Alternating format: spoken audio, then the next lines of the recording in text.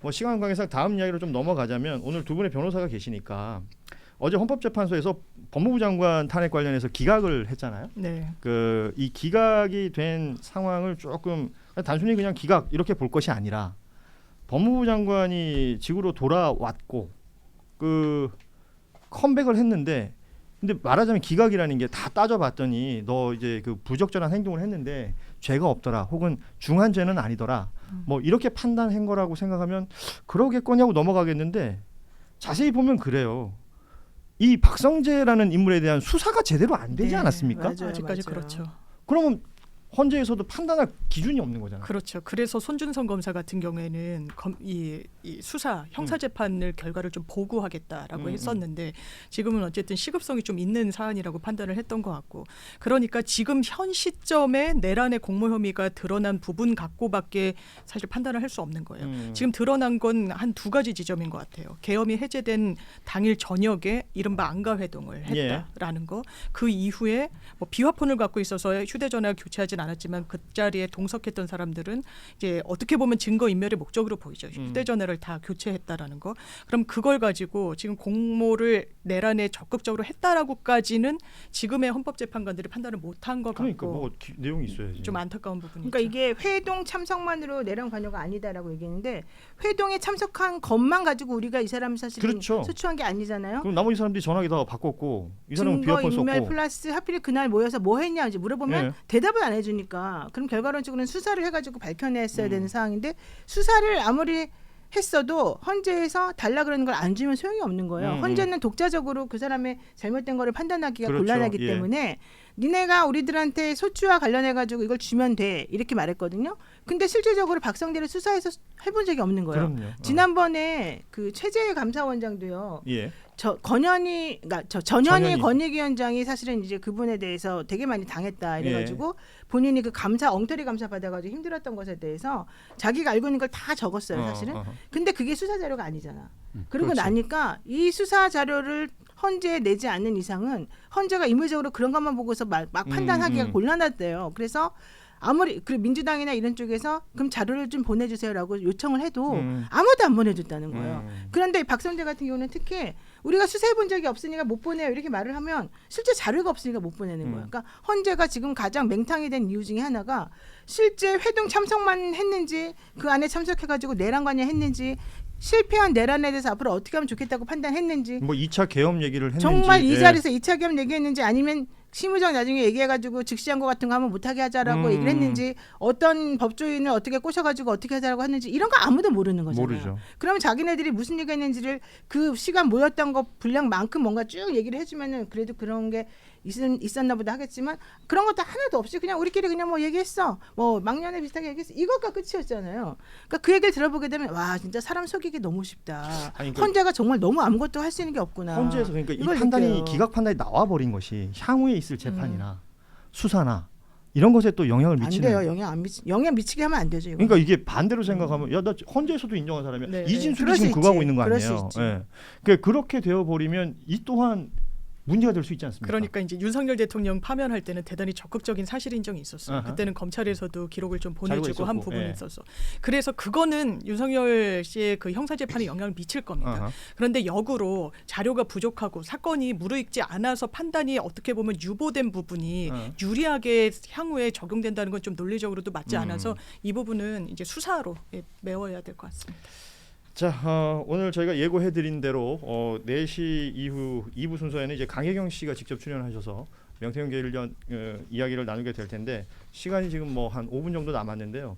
끝으로 이 지난 며칠간 계속 얘기했던 지금 뉴스 다이브에서는 거의 아이돌 수준이에요. 한덕수 이야기를 좀 해보겠습니다. 가장 소재가 많아. 지금 갤럽에서 보니까 처음으로 대선 후보에 넣었더라고요. 2%. 2%. 예. 근데 한동훈이랑 똑같이 나왔어요. 퍼센테이지가. 둘 다 청주한 씨라 그러던데. 와, 근데 한동훈 그런 너무 쪽팔릴 공통점이. 것 같아요. 한동훈, 오세훈 이런 사람들 2% 나왔어요. 똑같이. 네. 우리 황 의원님은 어떻게 보십니까? 출마할 거라고 보세요? 일단은 실체는 있는 것 같아요. 그러니까 그 한덕수 출마를 원하는 실체가 있어요. 국민의힘 그러니까 내에? 보수층이 있고 예.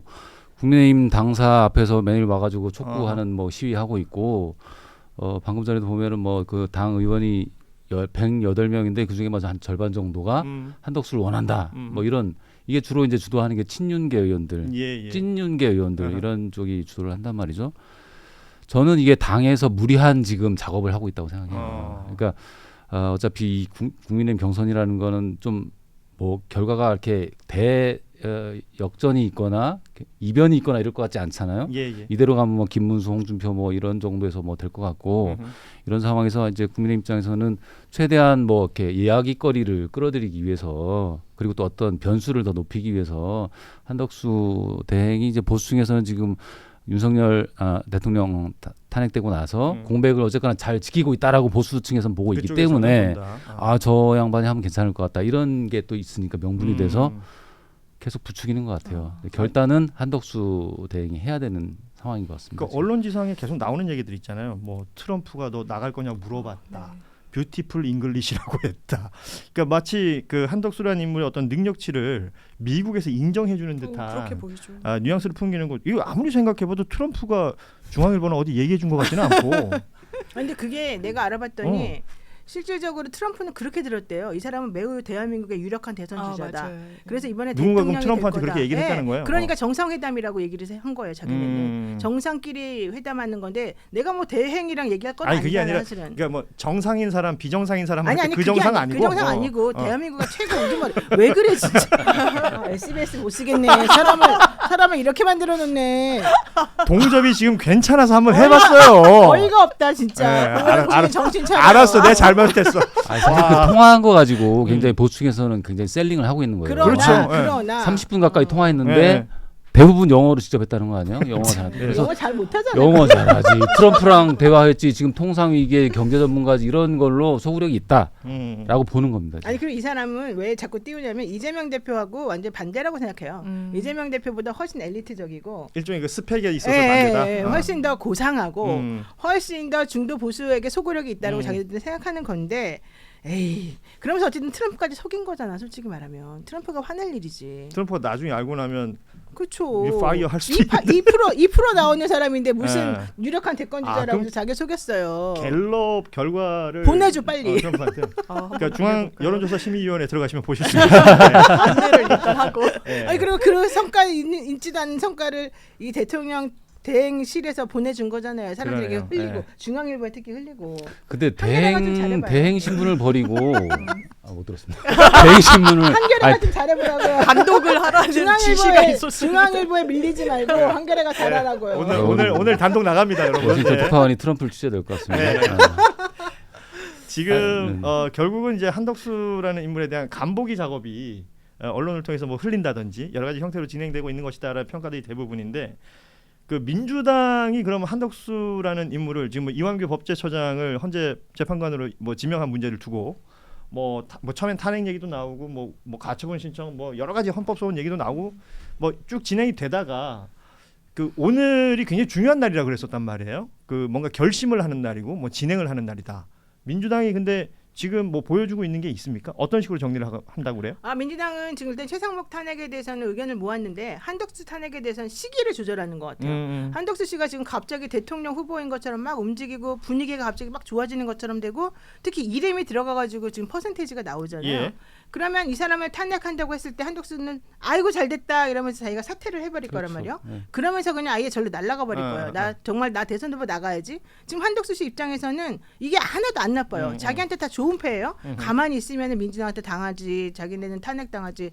그다음 내란에 뭐 동조했다 그러고 화를 내지. 차라리 그러지 말고 자기도 그냥 민주당한테 당했다. 이런 이미지를 가지고 가는 게 낫잖아요. 그러니까 그거를 민주당이 모르지를 않잖아요. 그래서 민주당에서는 5월 3일인가가 아마 그 경선에서 국민의힘에서 후보 뽑는 정리가 되는 날이죠. 예. 네, 그래서 그 타임을 좀 벗어나서 그 뒤에 지금 탄핵을 시켜버리겠다면 그때 자기가 나가든지 말든지 이제 소용이 없어지는 거죠. 그래서 그렇게 생각을 하는 것 같아요. 그 정도의 정리 수순이다.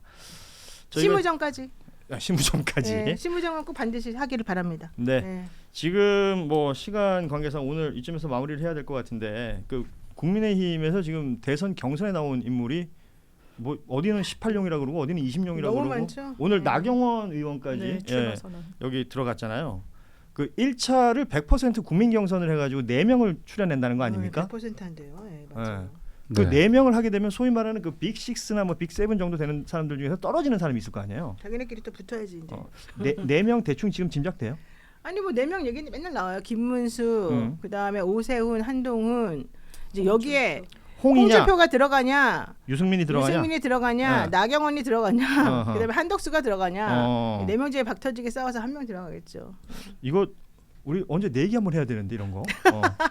다음 주에 아 이거 진짜 맞추기 힘들어요. 아, 왜냐면 이거 역선택 방지 조항이 있으니까. 있고 해서 어떻게 선택을 할지 국민의힘 사람들은 계속 우리는 전략적 선택을 하는 사람들이라고 아하. 계속 강조를 하거든요. 근데 한동훈은 안 될 것 같아. 만약에 100% 전부 다 자기네 당원들끼리 이렇게 하게 여론조사를 해서 이제 하게 된다. 그 역선택 방지라고는 하지 역선택 방지가 들어갔기 때문에 100% 국민 경선이라고 하지만 사실은 당원들이 참 하는 사실은 거죠. 그 당심이라는 게 더 크게 작동하는 거 아니에요. 그렇죠. 그렇죠. 네. 그렇죠. 그러니까 여기에 이제 한동훈이 위험하죠. 어떻게 그러니까 나경원이 뛰어들면서 네, 나경원이 좀 오히려 변수가 유리하죠. 그 지난 뭐랄까요 그 당 대표 뽑을 때랑 분위기 좀 비슷해지는 것 같기도 하고. 네. 그렇죠. 자, 오늘 주간 다이브 첫 시간이었습니다. 매주 금요일 저희가 3시 30분 방송 시작되면 이 코너를 진행할 겁니다. 예, 오늘 함께해 주신 우리 세 분과는 여기서 인사를 나누고 지금 한남동 관저 상황 뭐 특별히 변한 거 없죠? 예, 저희가 뭐 화면에 계속 보여드렸었는데 계속 똑같은 상황인 것 같고요. 방송 진행 중에 변동이 있으면 또 전해드리도록 하겠습니다. 오늘 함께해 주신 세 분 고맙습니다. 감사합니다. 감사합니다. 예.